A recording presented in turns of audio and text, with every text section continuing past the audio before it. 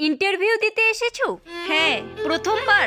না, আগে অন্য জায়গায় চাকরি করতাম, ওখান থেকে বের করে দিয়েছে, তাই এখানে এসেছি। ওখান থেকে কেন বের করে দিয়েছে? ম্যাডাম, আমি প্রেগনেন্ট, ওরা যখন এটা জানতে পারে আমাকে চাকরি থেকে বের করে দেয়। তাহলে তুমি মিথ্যা কথা বলতে পারতে, তাহলে তোমাকে চাকরি থেকে বের করে দিত না।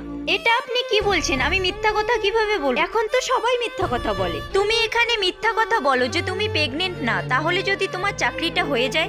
ম্যাডাম, মিথ্যা বলে কি লাভ? কালকে যখন আমার বাচ্চা হবে ও কি ভাববে? ও যখন জানতে পারবে তার মা মিথ্যা কথা বলে চাকরি পেয়েছে, ওকে যেটা শিক্ষা দেব ও তো সেটাই শিখবে। আমি মিথ্যার আশ্রয় নিতে চাই না, তাতে আমার চাকরি হোক বা না হোক।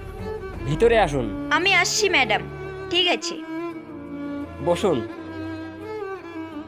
স্যার, আমার সিবি লাগবে না, আপনার সিলেকশন হয়ে গেছে। স্যার, আপনি তো এখনো আমার ইন্টারভিউ নেননি। তখন থেকে আপনি যার সঙ্গে কথা বলছেন উনি আমাদের কোম্পানির বস।